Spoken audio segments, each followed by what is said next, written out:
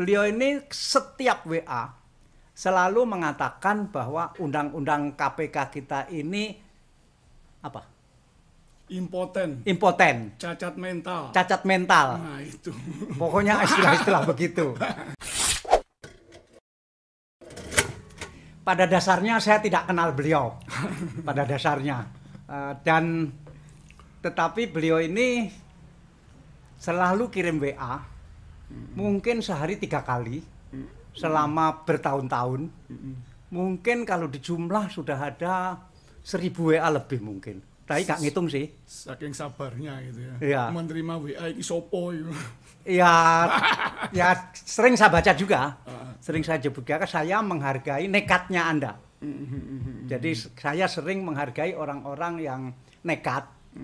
Ini pasti punya sesuatu yang pengen disampaikan. Karena itu hari ini saya undang Anda ke podcast ini tanpa saya tahu akan bertanya apa. Dan tanpa saya tahu nanti ini ujungnya akan kemana. Tapi yang jelas, beliau ini WA-nya terakhir kemarin sore itu mengatakan begini. Anggaran 10 triliun yang dikorupsi 8 triliun. Edan ya, begitu kan? Ya, Edan rakaruan. Dan tetapi bagi saya kok nggak terlalu masuk akal ya. Tapi nggak tahu lah, nanti kita ngomong lah. Kemudian beliau ini setiap WA selalu mengatakan bahwa undang-undang KPK kita ini apa? Impoten. Cacat mental. Cacat mental. Nah, itu. Pokoknya istilah-istilah begitu. Terus belakangan beliau ini mengubah nama menjadi kayak bahasa Inggris gitu, Mr. Hen. Ya, belum lama kan nama ya, itu. Itu yang memberi nama julukan itu Don Lumento. Siapa itu Don Lumento? Don Lumento itu lagi menulis buku konstitusi baru. Di mana? Di Jakarta dia, orang Jakarta. Oh, orang Indonesia, namanya Don Lumento. Don Lumento Don Lumento. Oh. Mancetapidingan namanya. Oke, nggak tahu. Nah, pokoknya beliau ini kirim WA beratus-ratus, beribu-ribu ke saya tiap hari dan selalu mempersoalkan undang-undang KPK. Tapi Anda ini siapa? Saya Helmi namanya. Helmi. Terus Helmi siapa? Helmi As'ad sebenarnya, orang tua saya. Helmi As'ad mungkin agak dekat dikit ya. Nah, Helmi As'ad. Ya. Oh, Hen itu Master Hen itu singkatan. Helmi akuntan deso. Oh, Helmi akuntan deso. Jadi Hen itu Helmi akuntan deso. Akuntan deso. Ya. Dan memang dia ini di WA-nya selalu menyebut dirinya sebagai akuntan deso. Tapi sebetulnya memang akuntan toh? Iya. Saya akuntan alumni Brawijaya. Akuntan alumni Universitas Brawijaya. Terus pernah bekerja di mana? Saya di BPKP. Hah? Orang BPKP? Iya. Di mana? Dulu pertama ditempatkan di Samarinda. Di terus? Jakarta sebentar, baru Samarinda. Terakhir? Akhirnya ketemu istri saya di Samarinda. Oh, kayak saya dong. Ceritanya begitu. Ya. Terus terakhir sebagai apa? Saya terakhir ya di BPKP maksud saya. Terakhir sebagai apa?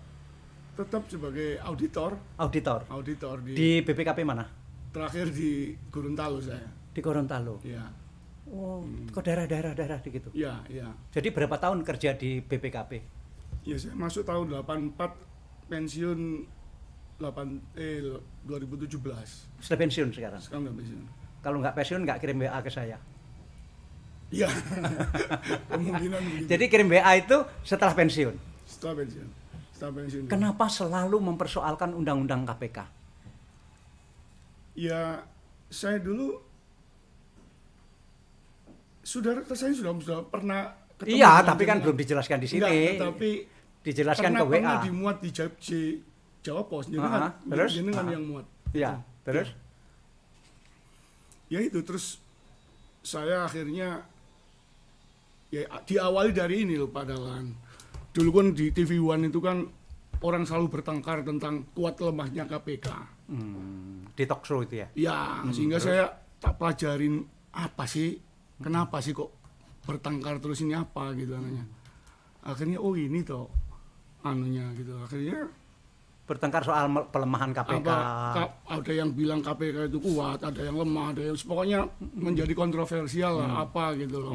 Terus begitu saya pelajari, oh ini sebenarnya menjadikan ini. Artinya akhirnya sampai saya datangin Profesor Saetapi. Saya cerita ini kok begini. Dia bilang, wah ini bener Pak Helmy, gitu. Cuman ini sudah masuk ranah politik, Pak Helmy hati-hati katanya gitu kan. Gini aja Pak Helmy saya kasih kesempatan untuk bisa presentasi di Komisi Hukum Nasional. Kebetulan itu saya yang ketuanya gitu loh. Pak Saetapi ketuanya. Nanti Pak Helmy kirim surat ini terus saya malah dikasih semacam kode-kode supaya kode rahasia lah sama nama-nama yang harus saya hubungi di komisi itu. Tapi karena waktu itu beliaunya masih keliling waktu itu ya, terus sambil nunggu saya presentasi itu tiba-tiba dibubarkan Komisi Hukum Nasional itu. Jadi nggak sempat presentasi? Nggak sempat presentasi. Ya itu akhirnya lama lagi gini. Terus berjuang lewat WA itu? Iya, akhirnya ketemu Pak Romli Atmasasmita. Pak Romli terkenal, ya terus? Itu juga melalui WA juga. Diskusi lah saya kan. Diskusi akhirnya beliau cerita, Pak Helmy memang betul. Saya dulu mengkonsep undang-undang KPK ini berkonsultasi dengan senior-senior saya. Pak Romli bilang gitu? Ya. Pak Romli bilang gitu? Ya, artinya memang diharapkan aparat penegak hukum itu bersinergi dengan akuntan, ya kan? Karena ini masalah keuangan gitu loh. Akhirnya gitu. Akhirnya saya bilang, oh kalau begitu Pak Romli yang harus bertanggung jawab terhadap kekeliruan. Wah, karena dia yang menyusun. Iya, artinya memang ya. Betul beliau yang menyusun. Oh iya, ketua timnya. Oh. Ketua timnya, Pak. Undang-undang KPK itu? Iya, ketua timnya. Beliau waktu itu sebagai apa? Kenapa? Beliau Pak Romli waktu itu sebagai apa? Profesor Romli kan nih kan? Oh iya, iya. Ya timnya itu termasuk Adnan Buyung Nasution itu cerita. Ya itulah anunya. Terus? Ya terus terang aja Pak Romli mau menerima saya itu karena saya ngomong Saetapi. Saetapi rumahnya promotornya waktu. Ya. Hanya hormat lah dia. Wah ini ditanggapin terus diskusi lah. Nah terakhir itu begini. Wah artinya dia sudah tidak bisa bantah terhadap apa yang saya sampaikan. Kalau begitu begini Pak Helmy cari koruptor. Cari koruptor. Oh cari koruptor. Untuk bisa uji materi. Oh. Karena uji materi itu biayanya nggak sedikit gitu kan barangkali nanti.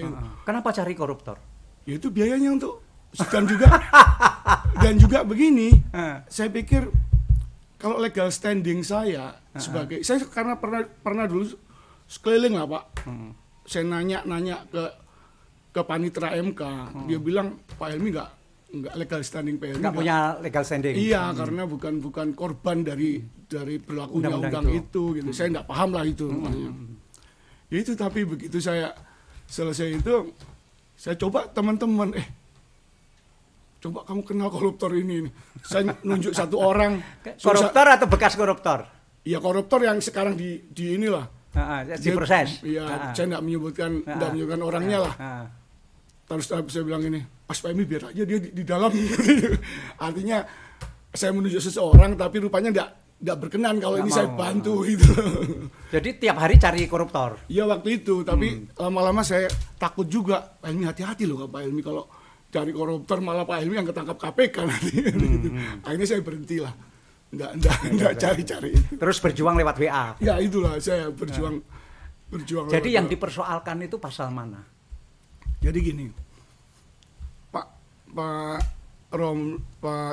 Profesor Romli itu kan sudah saya ceritakan tadi bahwa aparat penegak hukum itu harus sinergi dengan KPK, dengan akuntan,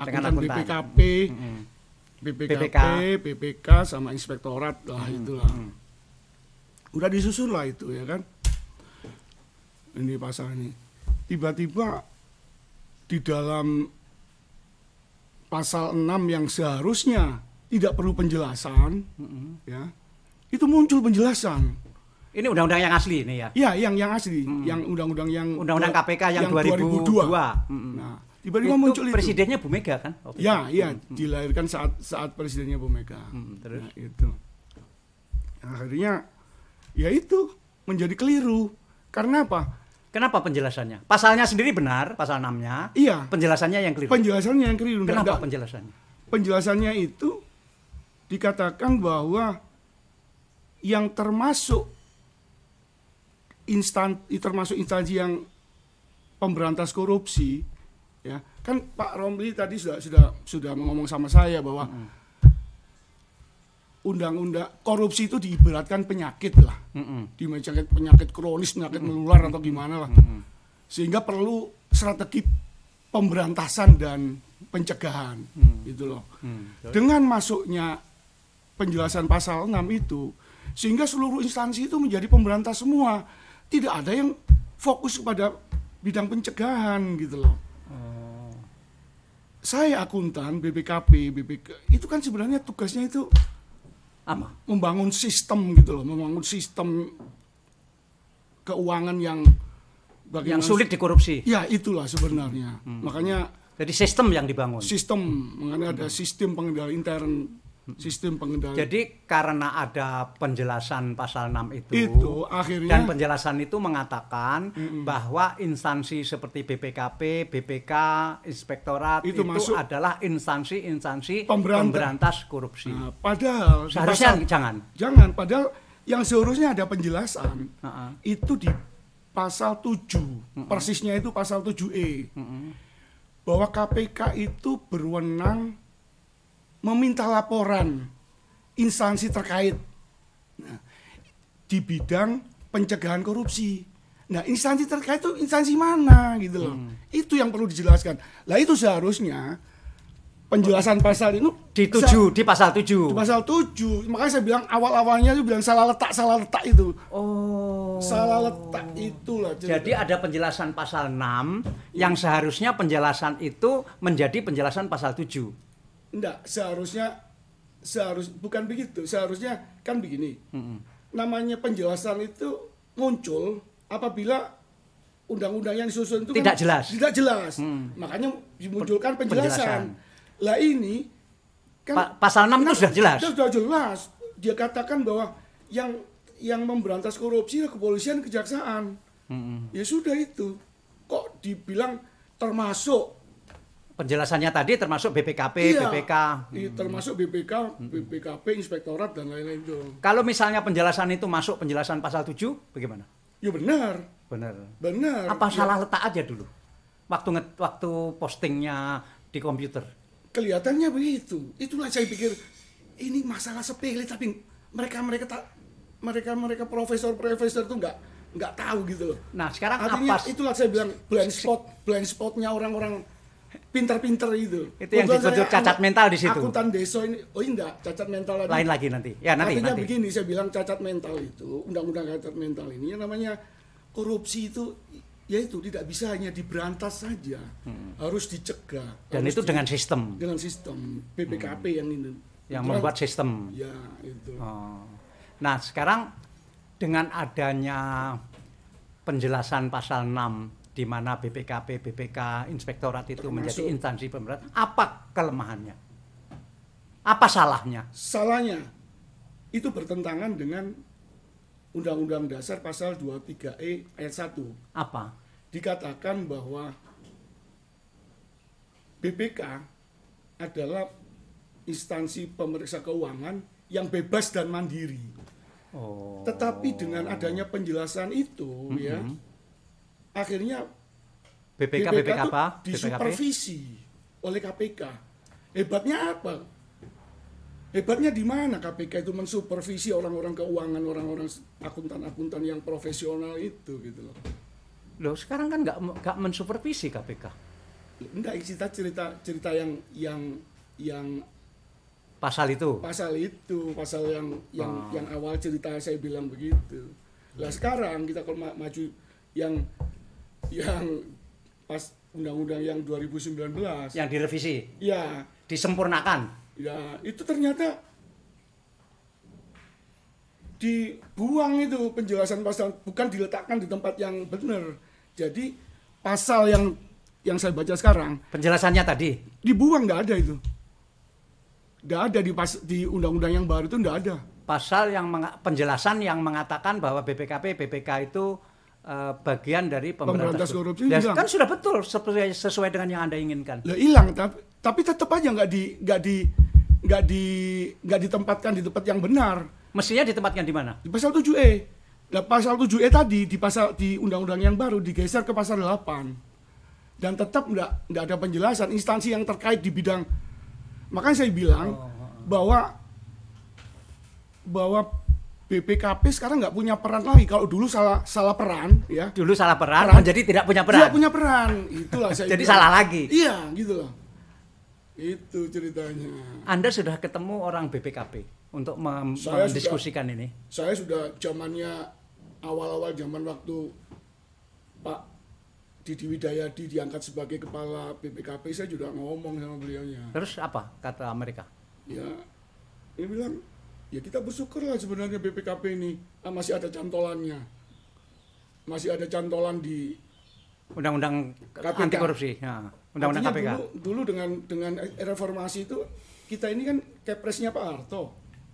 Oh, pembentukan BPK itu kepresnya Pak Harto. BPKP. Kepres Pak Harto. Kurang kuat. Tahun 83, artinya dengan reformasi akhirnya kan sudah tidak punya peran kita.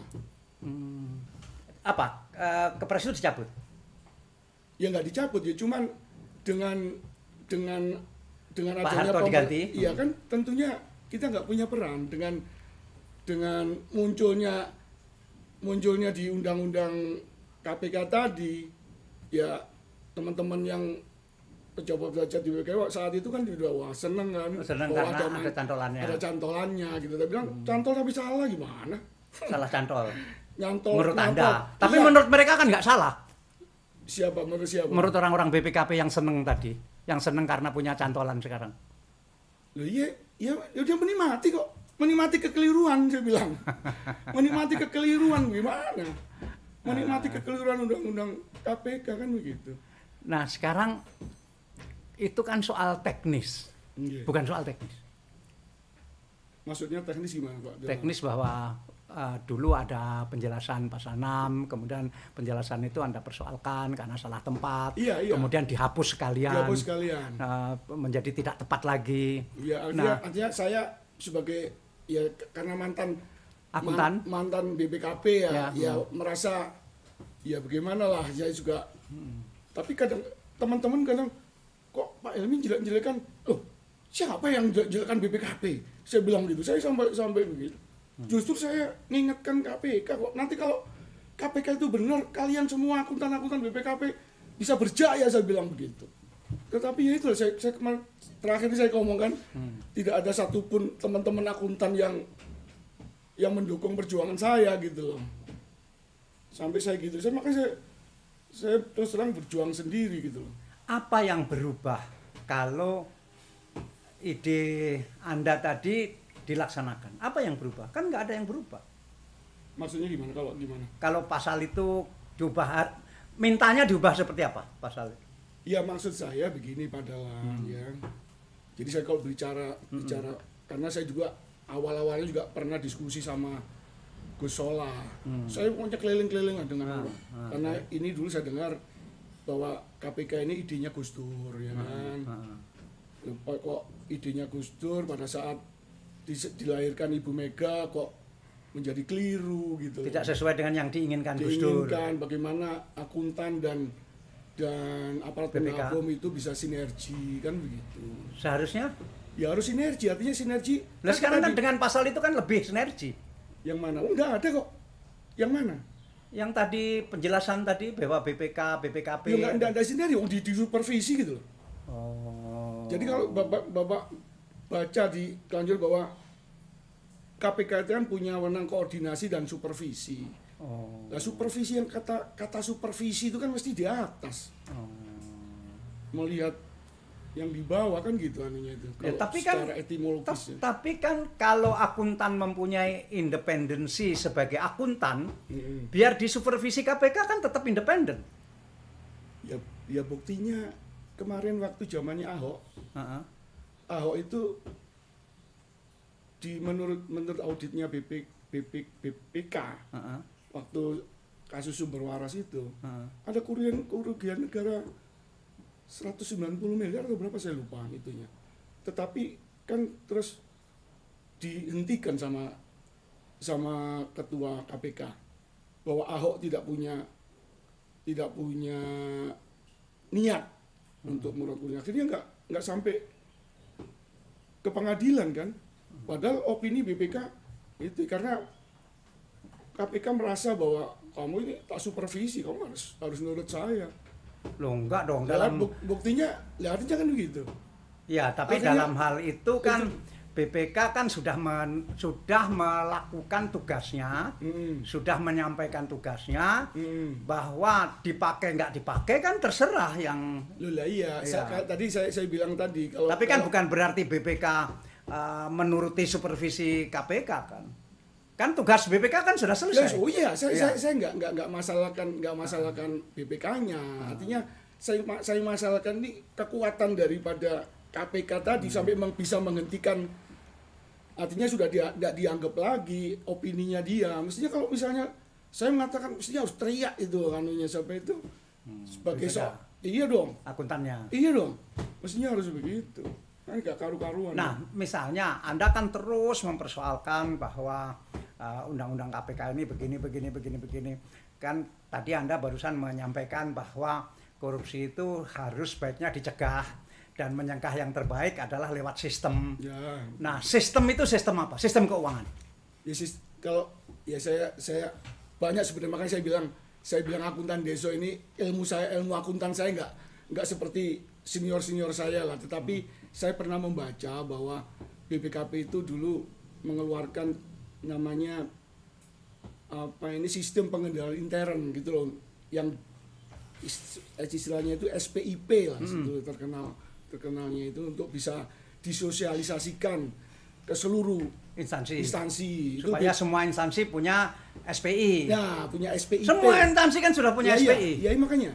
Nah, itulah. Tapi kan nggak jalan juga. Lah ya makanya itulah yang menjadikan itu.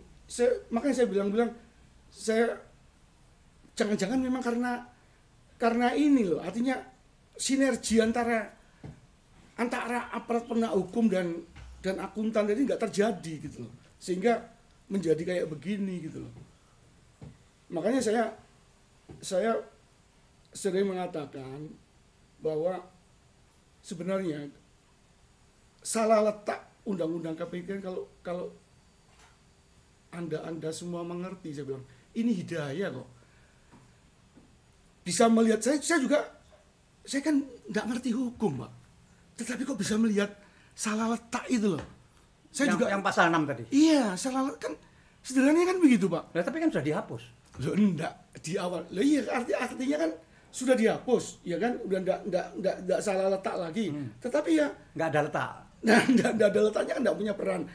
Di samping itu yang nggak punya peran secara undang-undang, tetapi kan dalam praktek sehari-hari KPK kan tetap minta BPKP, tetap minta BPK untuk mengaudit, untuk memberikan opini terhadap satu kasus. Kan sama saja. Iyalah ya saya nggak mengerti ininya, cuman yang saya pahami ya, andai kata waktu itu saya ditanya sama Profesor Saitapi, bagaimana Pak ini jalan keluarnya? Saya waktu itu saya bilang, Pak Saitapi, karena ini dulu yang melahirkan Ibu Mega, ya. Kalau misalnya Ibu Mega sendiri yang ngomong ya bahwa ini maaf ini ada kekeliruan, katakanlah kekeliruan. Tapi kan sudah dihapus. Ya enggak. Ya kalau sekarang, makanya saya dulu Pak Dahlan sebelum rame-rame direvisi itu. Sampai saya datang kok ke KPK. Anda tahu nggak ini mau direvisi? Apanya yang mau direvisi? Saya bilang gitu. Kalau mau direvisi, ini loh mau saya tunjukkan. Tapi waktu itu saking kacaunya saya sampai nggak bisa ketemu sama pimpinan. Sampai ketemu sekretarisnya Pak Helmi, nanti saya jadwalkan ketemuin. Tapi ya sampai sekarang nggak ada ininya gitu. Sampai saya juga sama Fahri Hamzah itu. Saya sering komunikasi sama Fahri Hamzah. Jadi tiap kirim WA itu kepada berapa orang yang dikirim? Banyak Pak. Berapa? Yang ada di 100? Di grup itu saya memang grup tak batasin lah. Kalau orang-orang saya Pak grup ada sekitar 30-an grup. 30 grup kali berapa? Hah? Kali berapa? Ya kalau satu grup ada yang di atas. Yang dikirim ke saya kan tidak lewat grup langsung. Iya langsung. Ada juga yang ke Pak Mahfud juga. Terakhir Pak Firly. Ada yang WA yang WA-nya seolah-olah dia presiden. Saya nggak dapat nomor presiden RI. Saya kirimin juga. Tapi nggak tahu kok. Jadi setiap kirim WA ada lebih dari 100 lah ya, 30. Ya. Ada 1000 mungkin. Ya, bisa mungkin, saya nggak tahu saya. Pokoknya apalagi sekarang dulu zamannya COVID itu kan kita nggak ada kerjaan. Nggak ada kerjaan, yes. Tiap kirim WA itu. Iya, aku sampai sumpek terima WA Anda juga. Nah, Pak, saya juga ini sabar ini padalan ini saya bilang. Banyak Pak kalau saya sabar karena WA seperti itu banyak sekali ke handphone saya. Enggak terus terang aja. Saya juga banyak yang komplain, terutama teman-teman saya sendiri. Sampai saudara kandung saya aja komplain. Jangan kirim-kirim sini. Enggak, tak bilang. Soalnya di grup itu kan ada anak saya. Bilang biar anak saya tahu gitu loh. Itu perjuangan bapaknya gitu loh. Karena sampai sekarang papa ini belum bisa memberikan rumah. Kerja di BPKP katanya teman-teman yang enggak tahu tuh, tempat basah gitu loh. Helmi mungkin enggak punya rumah. Padahal sampai sekarang saya ngontrak ini, Pak. Oh iya. Ya itulah. Tapi kalau saya ngomong begini kata teman-teman, wah kamu ini kok menjelek-jelekkan, itulah yang saya bilang. Nggak pernah disogok. Nggak pernah disogok oleh yang diperiksa. Ya kita terang lah, Pak. Udah punya ininya sendiri lah. Punya prinsip. Ya. Karena itu dipindah ke kota-kota kecil terus ya. Nah itu yang ini maaf ya di ini ya. Nggak apa-apa. Nggak apa-apa. Saya waktu itu juga kesel sampai saya lapor sama Pak Setapi. Pak, gimana saya ini kok mau pensiun 2 tahun dipindah ke Gorontalo? Ya itulah pejabatmu sekarang ini enggak mikir ini gitu loh. Betul, Pak. Nah, saya nyesel bener. Anak-anak nggak protes. Pak, Bapak ini kok jadi akuntan BPKP kok miskin begini? Anak-anak nggak bilang gitu? Iya. Artinya kok enggak seperti om ini, enggak seperti om ini gitu loh. Enggak seperti om itu kan gitu loh. Jadi ya. Nah, istri enggak ngomel, istri. Ya istri ngomel sebenarnya. Artinya begini. Bapak ini kan banyak temannya, udah keluar aja dari BPKP, ngapain gitu loh, terus-teruskan gitu. Ya saya bilang, ya ini ujian lah, saya pikir nanti ya barangkali ketemu sama siapa-siapa di sana. Nggak taunya emang ketemu, ya ketemulah teman-teman. Ya sampai saya bisa kenalan sama gubernur sana Pak Rusli, sama terakhir sama ketemu sama Profesor Zudan itu kan. Nggak ada orang yang diperiksa kemudian datang ke istri kemudian ngasih uang ke istri supaya istri ngomong ke suaminya jangan galak-galak misalnya. Nggak ada. Kasihan nggak kepada istri? Oh iya, saya betul-betul sekarang menyesal tidak korupsi. menyesal itu anak saya sampai ketawa ya. Anak saya lihat kasihan betul anak saya betul. Dulu harapan saya, anak saya ini kan 2, ingin saya itu nanti perempuan semua. Iya, satu kan akuntan. Oh jadi akuntan juga? Iya. Nggak tahu kalau bapaknya miskin. Makanya yang satu sarjana hukum. Maksud saya dulu kan punya teman di sana itu, yang Alex Marworto kan junior saya itu. Barangkali nanti mau tak ini kan lah. Alex Marwata jadi apa? Komisioner KPK kan? Oh, komisioner KPK. Ya, Itu teman. Di berbagai ya. Ya. Tapi terakhir kesel kalau saya WA tentang undang-undang KPK. Nomor saya diblokir. Tak mau terima dia. Ya itulah. Ya itulah Pak Dalan. Perjuangan lah. Nah, terus biaya anak kuliah dari mana? Ya nggak tahu, ada aja itu. Ada. Saya dulu pernah jualan Pak Dalan. Jualan nasi kretek. Hah? Nasi kretek. Apa itu nasi kretek? Sempat viral itu di Gresik. Nasi kretek itu apa? Ya nasi kretek, hanya namanya aja kretek, cuman isinya apa? daging sapi. Nasi campur. Terus tahu, tapi beda sama yang campur. Nama kretek dari mana? Orang sana mengatakan itu nasi kretek itu. Itu nenek saya dulu yang menamakan itu. Jadi kalau hari lebaran gitu ya, untuk menyuguhin anak-anaknya itu kumpul-kumpul itu membuat daging kretek istilahnya, itu daging, jadi daging sapi yang dari lulur dalam itu disuir-suir, itu taste-nya itu asam manis pedas gitu loh. Itu anak-anak suka itu. Siapa dulu yang menyuruh kuliah di akuntansi? Kakak saya sebenarnya. Kakak jadi apa? Tentara. Wamil. Sekarang masih Dokter tentara. gigi, udah pensiun. Masih sehat. Masih sehat. Kaya. Apa? Kaya. Enggak, biasa lah. Itu yang sering support saya. Pinjem ya. Ya nanti itu kakak saya. Siapa yang menginspirasi atau menyuruh Anda menjadi akuntan yang jujur kemudian miskin? Nggak tahu, rasanya ada apa ya? Dulu gini loh Pak Dalan, saya tuh punya anak kecil ya, yang waktu itu lahirnya prematur. Gitu. Yang anak pertama? Iya, anak pertama.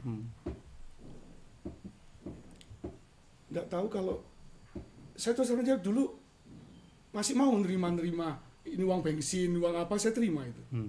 Tapi saya rasakan kalau saya habis terima terus merenung, loh kok anakku kok jadi sakit ini. Jangan-jangan merasa bersalah. Iya, gitu. Akhirnya saya sudah berhenti gitu. Itu yang membuat saya itu mungkin. Saya kira enggak ada. Tapi anaknya sekarang sehat. Alhamdulillah. Jadi akuntan kan, malah jadi akuntan. Ya jadi akuntan itu sebenarnya ternyata padahal anak saya itu ingin jadi dokter sebenarnya. Terus? Cuman ya itu tadi loh, nak kamu jadi dokter. Saya kan bayangkan dokter itu kan kuliahnya mahal kan. Akhirnya saya bujuk-bujuk. Udahlah jadi akuntan nanti. Dirayu.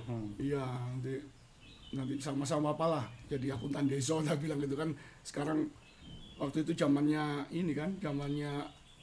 dana desa itu kan. Jadi, kalau bapakmu saya kira kalau jadi konsultannya orang-orang desa masih mampu lah. Kalau jadi konsultannya konglomerat masih belum mampu gitu. Saya bilang begitu. Ini lahir di mana? Saya di Gresik. Di kotanya atau di desa? Di namanya Desa Karangpo. Kecamatan apa itu? Kecamatan Gresik. Kota. Iya, kota itu, Gresik. SMA di Gresik. SMA di Gresik. Terus habis SMA ke Universitas Brawijaya. Tapi awal-awal dulu perjalanan sekolah saya itu waktu saya lulus dari saya Minu Pak. Madrasah Ibtidaiyah. Oh iya, Min. Ternate. Lulus. Saya ini kan orang tua saya itu rupanya pendidikan ke anak-anaknya itu sudah diserahkan kepada anak yang paling tua. Yang saya ceritakan yang tentara. Jadi kakak sulung. Kebetulan saya lulus itu kakak saya juga lagi repot lagi pendidikan di mana gitu loh. Jadi nggak bisa mikir. Iya, nggak ketemu. Pas datang, kamu sekolah di mana?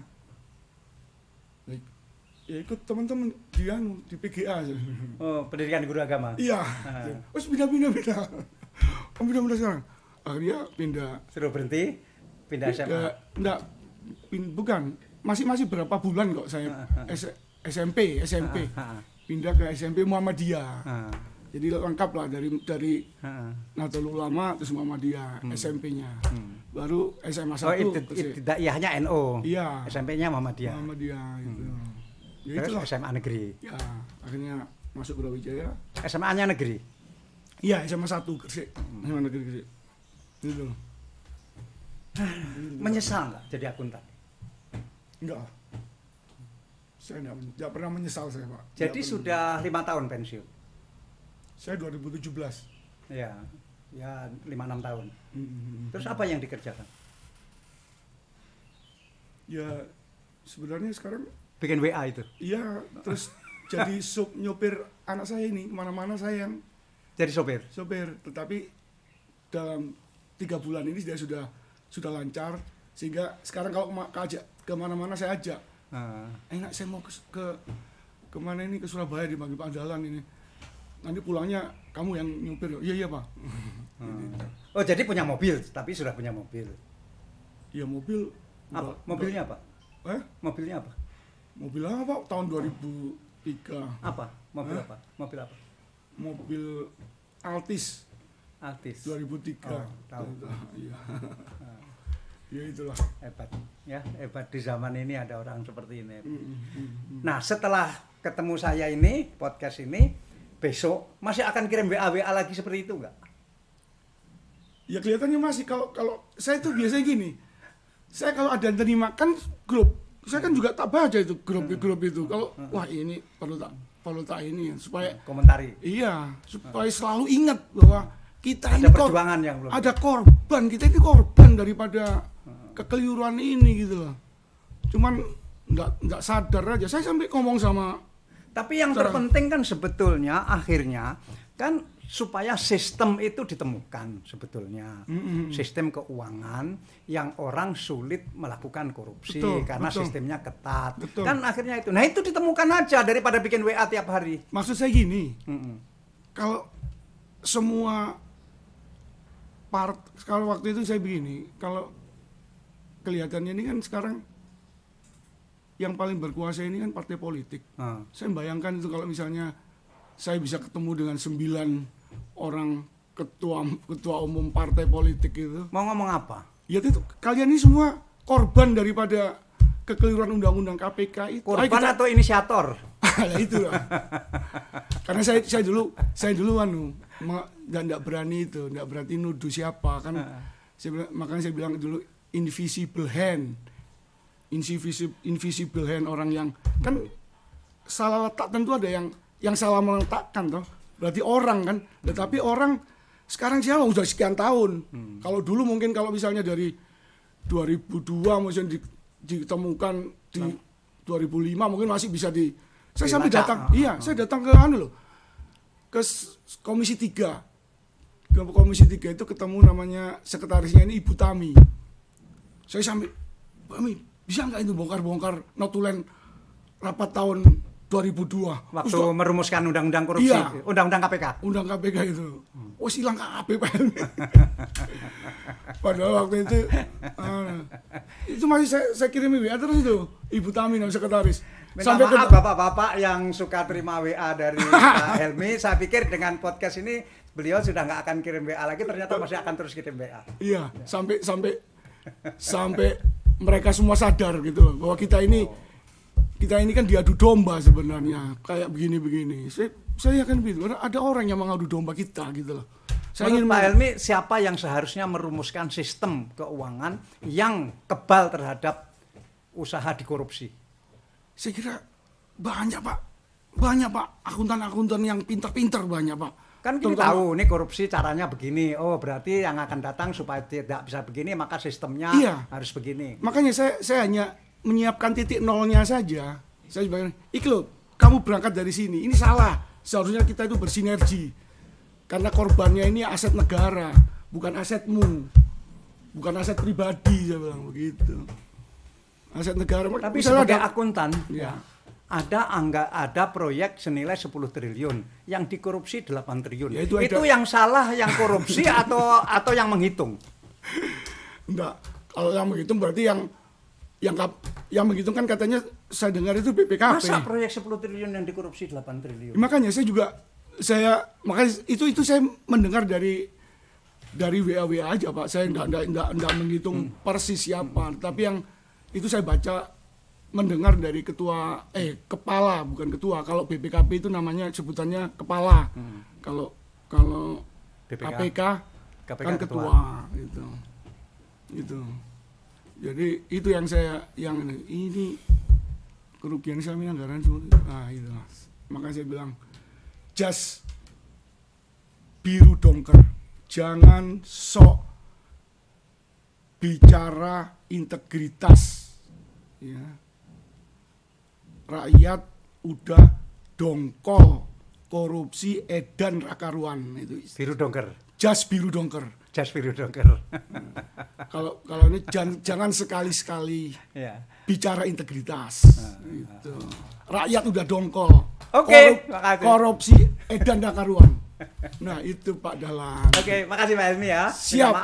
Minta maaf. Iya. Jauh-jauh dari Malang. Iya.